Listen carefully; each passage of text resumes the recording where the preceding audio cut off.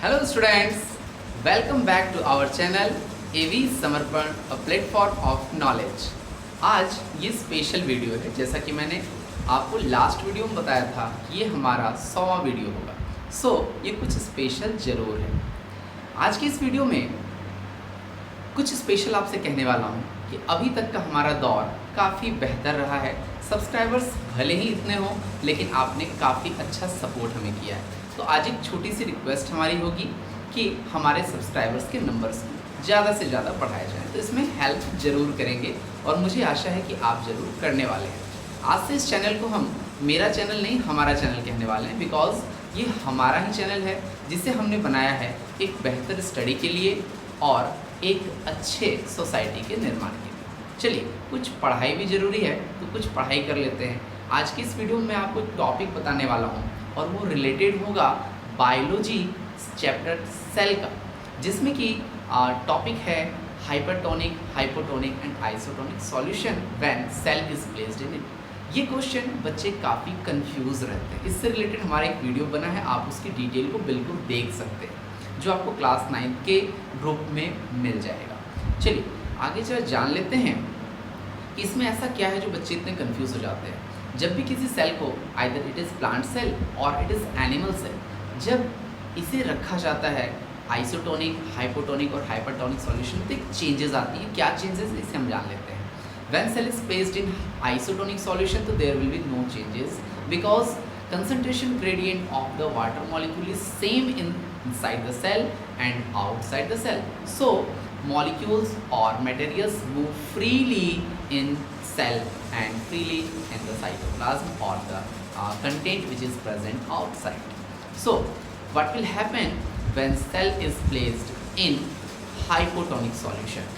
So when cell is placed in hypotonic solution, because of the concentration gradient, it moves from the, means water moves from the higher concentration to their lower concentration gradient. As we know कि amount of water is less in cell, so to maintain the concentration gradient from outside, water molecules moves inside, means because of the endoosmosis process water moves inside the cell.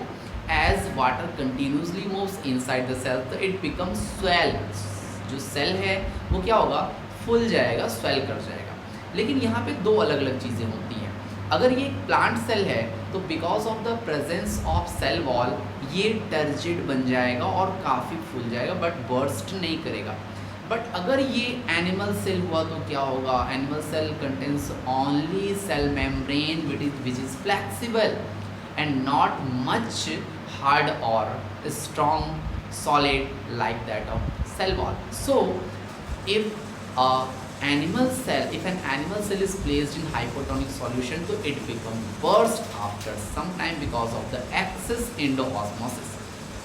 So the next one, that is the what will happen if cell is placed in hypertonic solution, just reverse of the hypotonic solution, बिल्कुल उसका उल्टा होने वाला है, क्योंकि concentration gradient यहाँ अलग हो चुका है। इस केस में जब एक सेल को हाइपरटोनिक सॉल्यूशन में रखा जाता है तो यहाँ पानी अपने हायर कंसंट्रेशन ऑफ ग्रेडियंट यानी सेल के अंदर से निकल करके बाहर चला आएगा, और ये प्रोसेस होता है एक्सोऑस्मोसिस प्रोसेस, और इस प्रोसेस की वजह से सेल श्रिंक कर जाएगा, चाहे वो प्लांट सेल हो चाहे वो एनिमल सेल हो।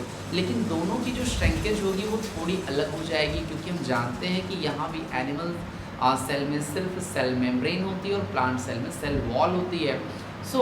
यहाँ पे जो प्रोसेस होगा, ये प्लांट सेल के श्रिंकेज को हम प्लाज्मोलाइसिस बोलते हैं और एनिमल सेल के श्रिंकेज को हम ग्रेनेशन बोलते हैं। चलिए आगे बढ़ते हैं और एक और क्वेश्चन को सॉल्व करते हैं, जो चैप्टर 1 का ही क्वेश्चन है, और ये क्वेश्चन है stomata.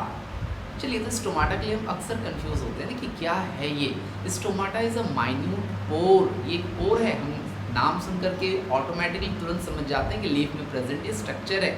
Of course it is present in leaf, but it is also present in stem. So stomata is a minute pore like structure that is present in epidermis or present between the epidermis in the structure of leaf and stem, and it helps in the gaseous exchange as when we study about the stomata, it is guarded by the two parenchymatous structure, that is a guard cell. Guard cell is kidney shape और bean shape. जो हमने bean देखा है ना, राजमा, बिल्कुल उसी shape का होता है ये गार्ड सेल। और जब गार्ड सेल दोनों साइड से प्रेजेंट रहते हैं तो ये स्टोमाटा के ओपनिंग एंड क्लोजिंग को बैलेंस करते हैं। चलिए आगे समझते हैं ये बैलेंसिंग कैसे होती है और ये क्या वर्क परफॉर्म करते हैं। जब इसे हम जानने लगेंगे ना, तो stomata when water molecules enter in guard cell तो ये स्वेल कर जाता है, और जब ये स्वेल करेगा तो इसके स्वेलिंग की वजह से क्या होगा ना कि अपने शेप में आएगा, और अपने शेप में आने की वजह से एक पोर प्रेजेंट करेगा, एक पोर का फॉर्मेशन होगा, यानी कि स्टोमाटा ओपन कर जाएगा and it provide the passage for the exchange of gases. जिसके just opposite when water moves outside from the guard cell तो इस केस में ये श्रिंक कर जाएगा और स्टोमाटा क्लोज कर जाएगा। चलिए स्टोमाटा के इस प्रोसेस के बाद हम जान लेते हैं कि इसका फंक्शन क्या है। जैसा कि अभी हमने आपको बताया कि ये ओपन और क्लोज करता है for the exchange of gases, यानी कार्बन डाइऑक्साइड को लेना, ऑक्सीजन को निकालना, ये जो गैसेस एक्सचेंज होता है ये बिल्कुल इसी से होता है। इसके अलावा एक बहुत इंपॉर्टेंट फंक्शन ये परफॉर्म करता है और वो फंक्शन है transpiration. Most of the amount of water, around 99% of water is removed as a waste product in the form of water vapor through the stomata. Stomata क्या करते हैं ना कि अपनी बॉडी में प्रेजेंट वाटर के अमाउंट को रिमूव कर देते हैं बॉडी से बाहर की तरफ। जब ये स्टोमाटा ओपन होते हैं तो ये water molecules in the form of water vapour बाहर निकल जाते हैं, and this process of removing the extra waste water from the stomata is known as transpiration. और ये ट्रांसपायरेशन प्लांट को कूलिंग इफेक्ट प्रोवाइड करता है। चलिए आशा करता हूँ कि आपने इस दोनों क्वेश्चन को बेहतर तरीके से समझा होगा।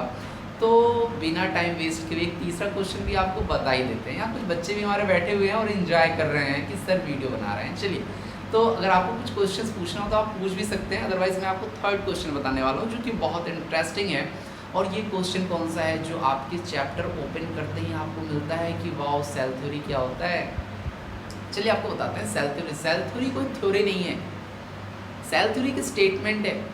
और ये स्टेटमेंट देने वाले जो साइंटिस्ट थे वो थे आपको MJ स्लाइडेन एंड T स्वान, जिन्होंने 1838-39 में अपने इस थ्योरी को रिप्रेजेंट किया था और उसमें उन्होंने कुछ बातों को रखी थी।